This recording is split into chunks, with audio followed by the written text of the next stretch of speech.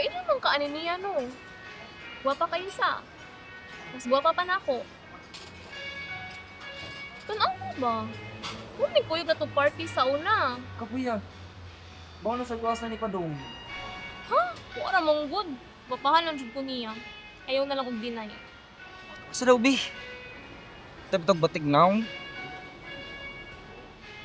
See? Gwapa ka ayo. Kasi gwapa, nilab na. Layo ra kayo na si mong beauty. Asa ba? Yung standards eh. Ano lang good sa tinuod. Di naman ko masuko. What's your point? Nawara? So, gwapahan jud ka niya. Mo day imong gi-follow sa Instagram. Love. Mas gwapa lagi ka. Okay.